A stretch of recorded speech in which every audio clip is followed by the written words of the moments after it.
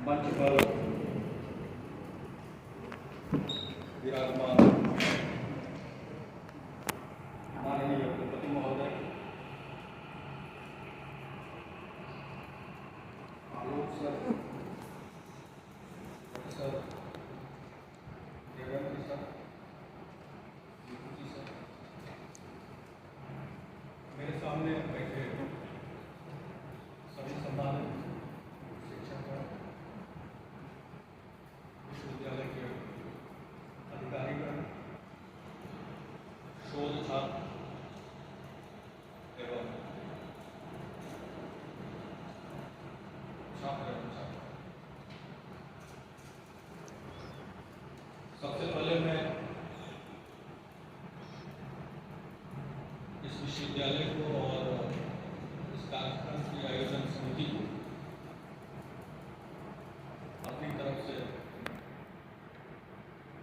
कृतज्ञतापूर्वक धन्यवाद अर्पित करता हूँ। आपने मुझे बुलाया, यह अवसर दिया और यह धन्यवाद ज्ञापन मैं कोई रस्म अदायगी के तौर पर नहीं कर रहा हूँ, बिल्कुल हृदय से आपका आभार प्रकट करता हूँ। आजादी का अमृत महोत्सव हम सभी मना रहे हैं।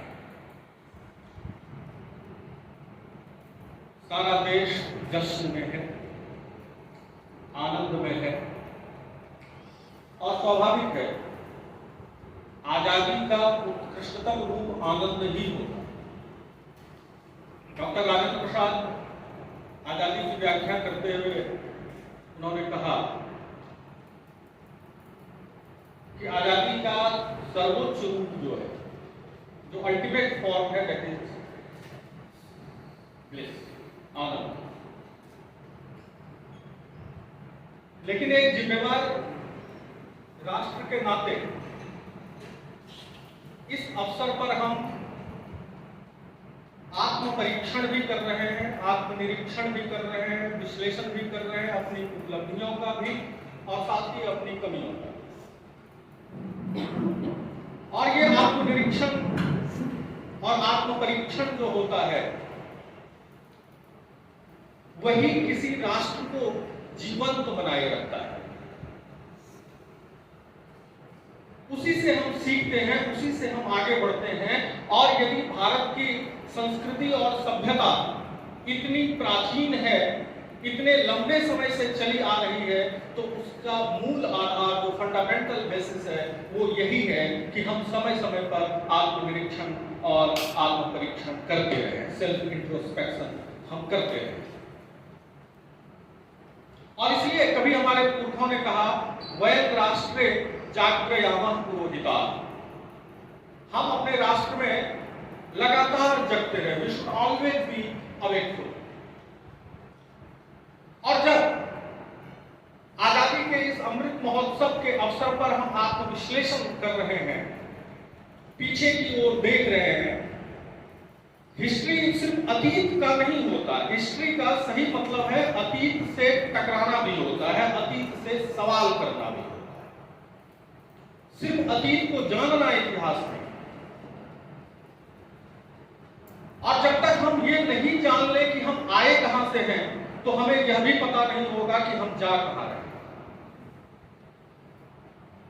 इसलिए इतिहास हमें लगातार अतीत से टकराने का अवसर देता है। और आज वह अवसर है कि जब हम आजादी का अमृत महोत्सव मना रहे हैं, तो यह विश्लेषित भी करें कि अमृत के साथ, आजादी के साथ वास्तव में हमें और क्या मिला था, तो वह क्यों मिला था, कैसे मिला था।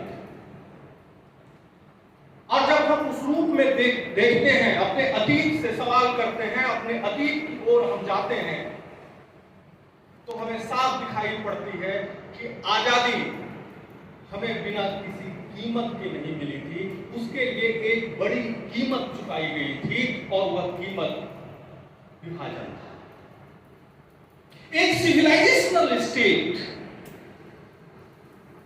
जिसकी 1000 सालों की यात्रा है, वह 2 भागों भागों में बट गया, बंटवारा हो गया, या टू बी प्रिसाइज बांट दिया गया।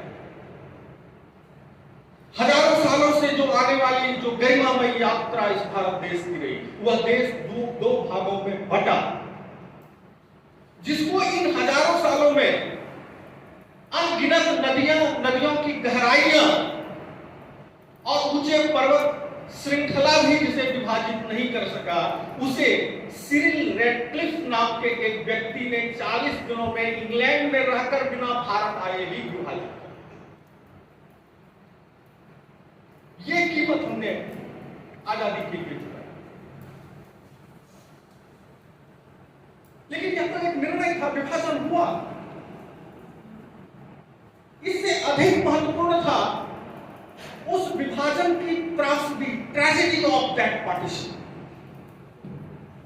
और याद रखिए, इतिहास में कोई घटना महत्वपूर्ण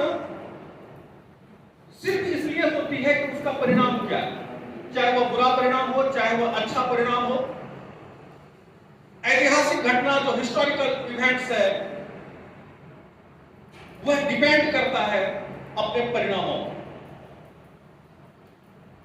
तो विभाजन के निर्णय से कहीं अधिक महत्वपूर्ण था वह विभाजन की त्रासदी, वह विभाजन का परिणाम, जिसे हम अपने आज के इस कार्यक्रम के शीर्षक के रूप में देख रहे हैं, हॉरर ऑफ पार्टीशन।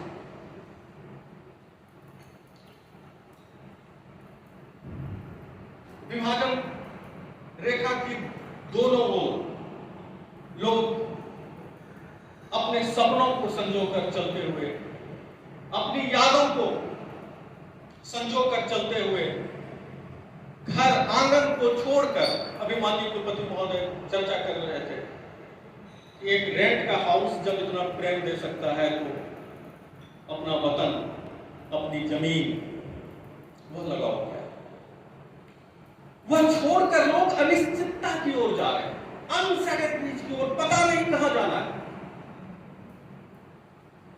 और रास्ता क्या है, या तो सूना है या आग और खून के से लाल रंग है। रास्ते पर या तो डरावनी शांति है, साइलेंस है, या फिर करुण क्रंदन और चित्कार। लोग शवों के बीच से होकर जा रहे हैं और अपना भी भरोसा नहीं है कि हम कब तक रहेंगे। यही विभाजन का स्याह सच था और यही कीमत थी जिसके आधार पर हमने आजादी प्राप्त की थी। विश्व इतिहास का यह सबसे बड़ा माइग्रेशन था और विश्व इतिहास का यह सबसे बड़ा हिंसक माइग्रेशन था। विलियम डैरिपल वो कहते हैं, अंग्रेजी रिपोर्टर्स के हवाले वो कहते हैं कि नाजी डेथ कैंप से भी ज्यादा क्रूर घटना इस दौरान देखने को मिली। अब सवाल उठता है, पहले के भी वक्तव्य में कहा गया कि हम क्यों याद करें, विभाजन की इस त्रासदी को क्या याद रखने की जरूरत है? बिल्कुल, अभी माननीय कुलपति महोदय ने कहा, हिस्ट्री रिपीट्स इटसेल्फ। इसके रिपीट होने का खतरा हमेशा है हमारे साथ, और विशेषकर उन लोगों के लिए तो हिस्ट्री रिपीट होता ही है तो हिस्ट्री से लेसन प्राप्त नहीं करते, उनके लिए तो हिस्ट्री रिपीट होना ही है। यदि आप लेसन प्राप्त नहीं करते हैं, इतनी बड़ी घटना हुई, यदि आप क्रूरता और विध्वंस के इस इतिहास को नहीं चाहते हैं कि रिपीट हो, तो यह हमें याद रखना पड़ेगा कि क्या हमने किया था, क्या उस समय हमने पाया था। इसलिए यह जरूरी, क्या हवा में हो गई, वैक्यूम में हो गया विभाजन, क्या ऑल ऑफ सडन हो गया, आया एक ईमेल हो गया कि नो इंडिया गेट्स डिवाइडेड? ऐसा तो नहीं हुआ हो। कुछ न कुछ नीतियों का यह परिणाम रहा होगा, कुछ न कुछ रणनीतियों का, जो भी रहे हो, जिनकी भी जिम्मेवारी रहे, उस पर बहुत कुछ लिखा जा चुका है, बहुत कुछ कहा जा चुका है। लेकिन एक जागरूक समाज के जागरूक सदस्य होने के नाते हम लोग सभी एकेडमिक वर्ल्ड से जुड़े हुए, ये हमारी प्राइमरी ड्यूटी है कि हम जाने भी और समाज को भी जागरूक करें कि कम से कम उन नीतियों, उन स्ट्रेटेजीज को, उस ट्रेजेक्टरी को हमें जानने का जरूर अवसर मिलना चाहिए, जरूर जानना चाहिए, जिसका परिणाम यह विभाजन हुआ। तभी हम आगे उन नीतियों या उन रणनीतियों, उन चर्चाओं, उन भाषणों से अपने आप को सतर्क कर पाएंगे जो आज भी किसी न किसी रूप में अलगाववादी ताकतों का बोलबाला हम अपने देश के अंदर देखें। अभी सर ने विस्तार से उसकी चर्चा की। और जब हम इस रूप में देखते हैं तो मैं एक छोटा सा मैं पीछे की ओर जाता हूं। 1929 में दिसंबर में रावी नदी के तट पर लाहौर का अधिवेशन होता है कांग्रेस का।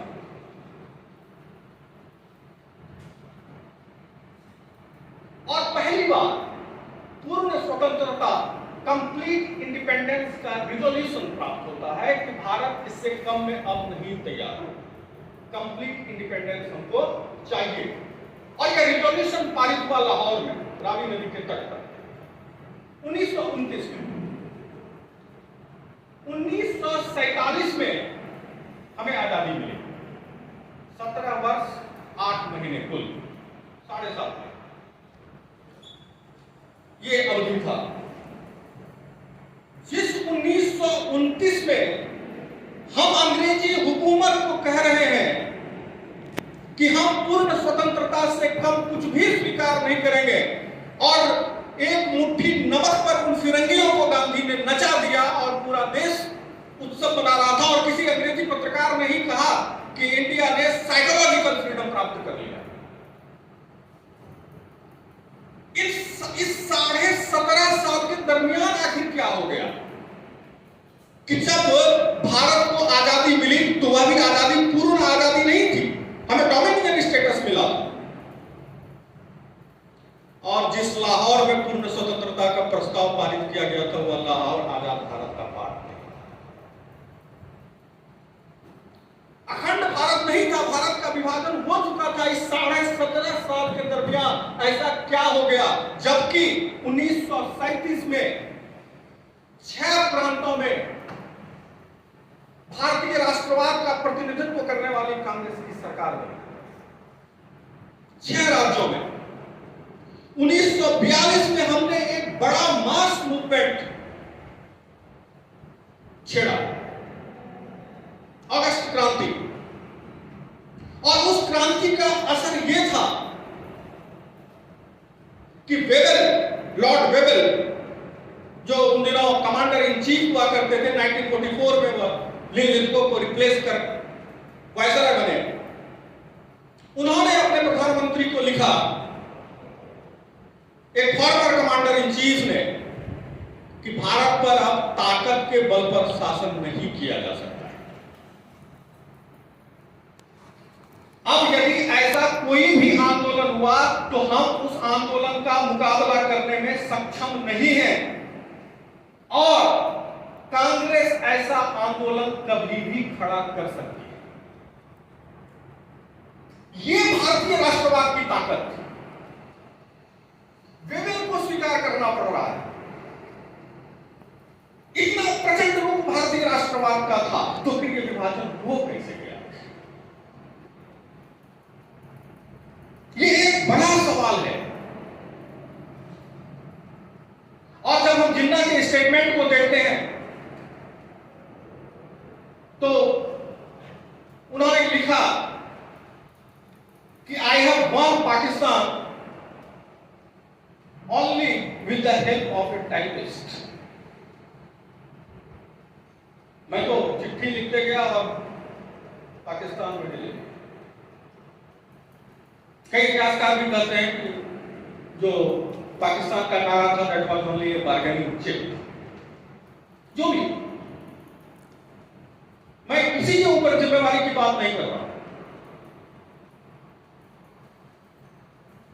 मैं उस चीज की ओर जा रहा हूं जिसकी चर्चा माननीय कुलपति महोदय आते ही इन्होंने किया कि देश बचेगा तो राखी बना लो। उन्होंने कहा कि क्या और फर्दर पार्टीशन चाहते हो। इसका ये बहुत these statements are pregnant fact, बहुत इसमें गूढ़। हमारा जो राष्ट्रवाद था या हमारी जो परिकल्पना है, भारतीय परिकल्पना, उसमें राष्ट्रवाद में मातृभूमि सर्वोच्च है, मदरलैंड सुप्रीम। और बहुत सिंपल कॉन्सेप्ट है कि ये मदरलैंड है, हमारी मातृभूमि है और हम सब इसी के संतान। This is a simple construct, Indian construction of nationality.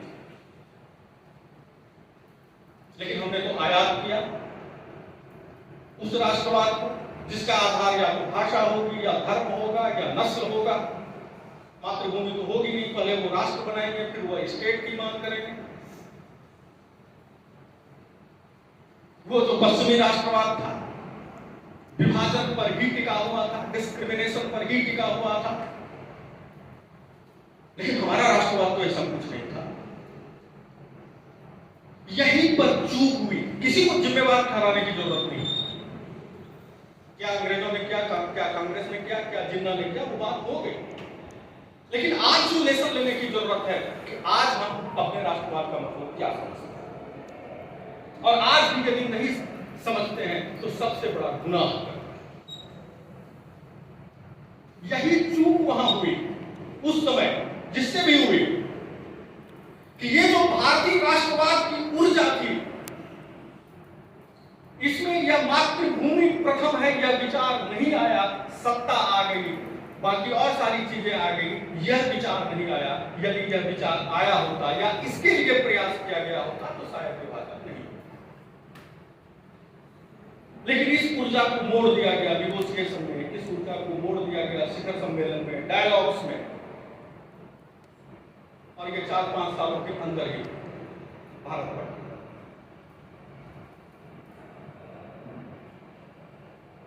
यह विभाजन वास्तव में सत्ता, साम्राज्यवाद, धार्मिक कट्टरता आदि के मंच पर खेला गया एक नाटक था, जिसके पर्दे आज तक भी नहीं गिरे हुए, इसलिए हमें इसे याद करने की जरूरत है। लेकिन यह तो एक सच्चाई है, वह हो गया, विभाजन हो गया। कौन दोषी था, किसने क्या क्या, मैंने मूल बात बताई। राष्ट्रवाद का जो सही डिस्कोर्स था उससे हम डाइवर्ट हुए, मूल बात यही। और बाकी कुछ इतिहासकारों ने कहा साफ साफ कि भारत 1947 में नहीं बटा था, भारत को पहले ही नोआखाली के सड़कों पर ही 16 अगस्त 1947 को बट चुका था, जिसमें 5000 लोग मारे गए। बाद में तो नेताओं ने ड्राइंग रूम में बैठ करके सिर्फ कागजी खाका तैयार किया। तो किसकी जिम्मेवारी क्यों हुआ, उससे ज्यादा जरूरी है उस बात को समझना, उस कष्ट को समझना, उस व्यथा को समझना, उस क्लेश को समझना जो उस समय के लोगों ने भोगा, जो उस समय के लोगों ने जिया। ये जरूरी। इतिहासकारों ने इस विषय को बहुत छुआ नहीं, उन्होंने अपनी सारी ऊर्जा जो है वो खत्म कर दी, कौन इसके लिए जिम्मेवार था, और अपने अपने आइडियोलॉजी के हिसाब से और अपने अपने पोजिशनिंग के हिसाब से सबने बंटवारा कर लिया। किसी ने जिन्ना को दोषी ठहरा दिया, किसी ने कांग्रेस को दोषी ठहरा दिया, किसी ने अंग्रेज को दोषी ठहरा दिया। लेकिन अब वह विषय है ही नहीं जिसकी भी जिम्मेवारी रही। सच यही है कि भारत का विभाजन हुआ और उसमें अनंत पीड़ा हुई, कष्ट हुआ। जिन्होंने इसको देखा, जिन्होंने इसको भोगा, उसकी याद आज भी डराती है, आज भी सताती है। यही सच है। इतिहास लेखन से पहले ही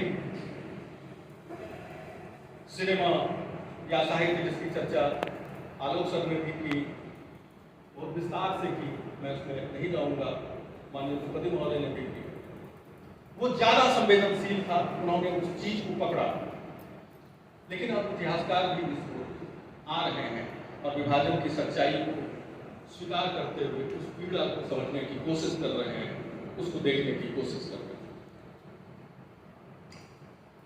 उसका असर आज भी है। किसी इतिहासकार ने संभवतः किया, उन्होंने कहा कि यह विभाजन जो था वह परमाणु विध्वंस की तरह था, न्यूक्लियर एक्सप्लोजन की तरह था, जिसका दर्द जो है पीढ़ी दर पीढ़ी लोग भोगते हैं, generation after generation they feel the pain. वह हुआ विभाजन का दर्द आज भी लोग भोग रहे। लाखों लोग डिस्प्लेस्ड हुए, घरों को आग लगा दिया गया, गांव को आग लगा दिया गया। और सबसे आश्चर्यजनक बात, महिलाओं के खिलाफ जैसे लगा कि यह एक सुनियोजित साजिश, महिलाओं के विरुद्ध जो अत्याचार हुए इस दौरान,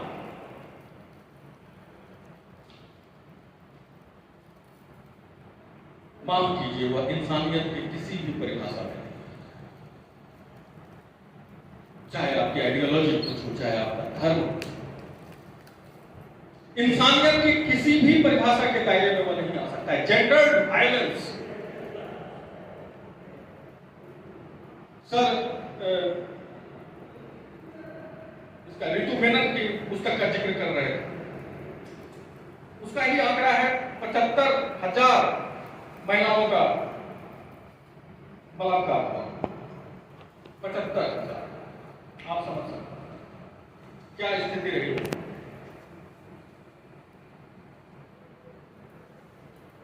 जो बच गई उसको अपने ही घर वालों ने स्वीकार नहीं किया। पिक्चर फिल्म आप लोग में से बहुतों ने देखा हो, उर्मिला मातोंडकर, वह बच करके जब भारत में किसी न किसी तरह से आ जाती तो उसके परिवार वाले ने एक्सेप्ट करने से इनकार।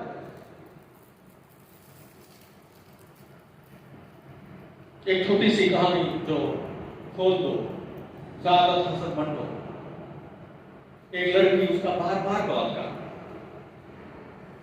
और वह अचेतन अवस्था में चली गई।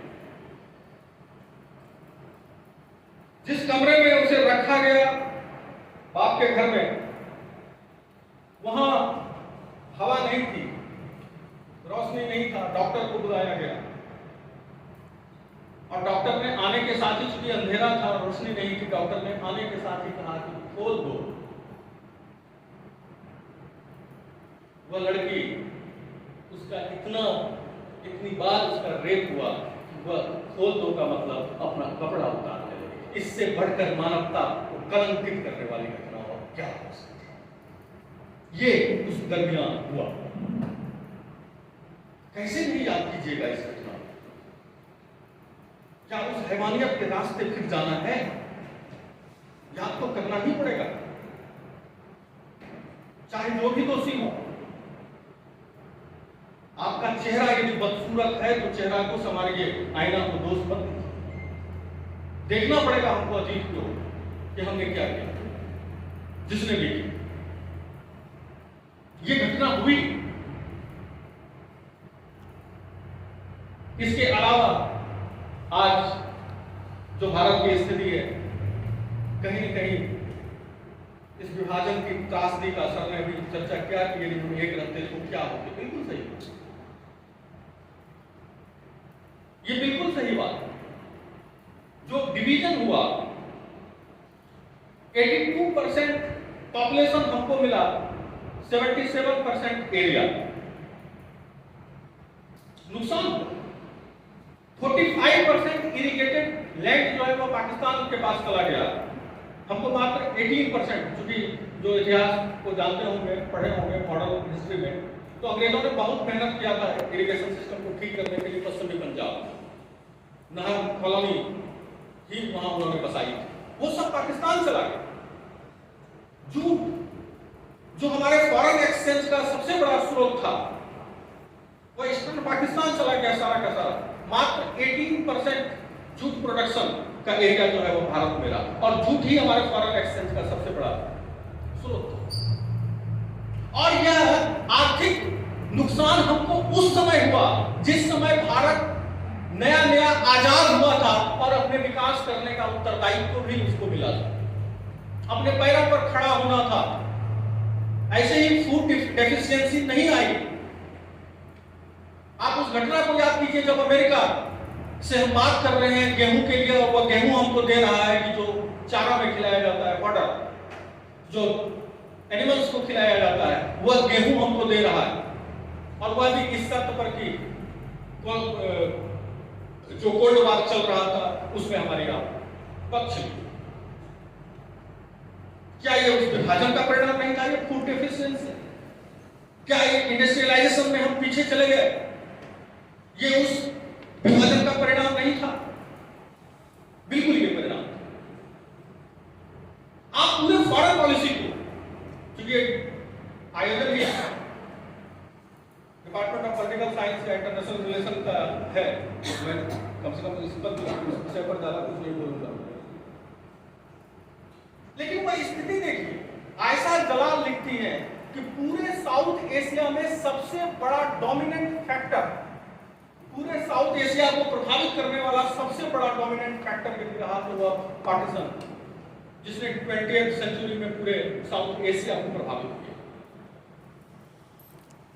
किसी इतिहासकार ने कहा कि आज जो भी आतंकवाद की घटना हो, जिस भी प्रकार की कोई भी इंसर्जेंसी हो, कोई भी सेपरेशन का मामला हो, वह कहीं ना कहीं उसकी लीगेसी जो है वो पार्टीशन की ओर जाती है, वह पार्टीशन की ओर जुड़ा हो। और इस पूरे बंटवारे का परिणाम हुआ खास करके दो, आलोक सर जरूर इससे सहमत होंगे, खास करके दो पॉइंट्स की ओर मैं जाना चाहूंगा। एक एनर्जी सिक्योरिटी, हम सेंट्रल एशिया और वेस्ट एशिया से न केवल हमारी फिजिकल दूरी बढ़ी, मनोवैज्ञानिक दूरी भी बढ़ गई। आज आप ईरान की चर्चा करते हैं, चाबहार की चर्चा करते हैं, आज एक गैस पाइपलाइन लाने में हमें समस्या हो रही, और भले हम यहां चिल्लाएं कि पेट्रोल का कीमत बहुत बढ़ गया, जाइए पार्टीशन की ओर देखिए, ये समस्या होगी हम सेंट्रल एशिया से और वेस्ट एशिया से दूर हो गए।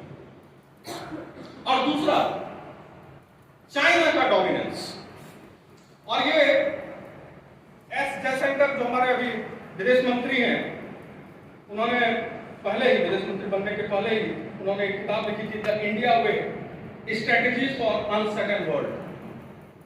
उसमें उन्होंने साफ लिखा कि 1947 के पार्टीशन ने भारत को ज्योग्राफिकली, पॉलिटिकली और डेमोग्राफिकली रिड्यूस कर दिया, और इसका अनइंटेंडेड कॉन्सिक्वेंस था चाइना का डोमिनेंस। आज आप चाइना से भी उसी प्रकार से उलझने की स्थिति है, और हमारे कमांडर इन चीफ को कहना पड़ता है कि हम ढाई युद्धों के लिए तैयार हैं। ये आखिर नौबत इसकी लीगेसी कहां जाती है? तो उस पार्टीशन की पूरा का पूरा जो पोस्ट पार्टीशन फॉरेन पॉलिसी रही, हम पाकिस्तान सेंट्रिक होकर के रह गए, पाकिस्तान से बाहर हम निकल ही नहीं पाए, और उसका नुकसान हुआ। 1991 तक हम कुछ भी अचीव नहीं कर पाए। 1991 के बाद जब लिबरलाइजेशन का दौर आया, फॉरेन पॉलिसी में भी प्रैग्मेटिज्म का दौर आया, तब जाकर के हम लोग पाकिस्तान सेंट्रिक ही होकर के रह गए थे एनर्जी सिक्योरिटी को लेकर के।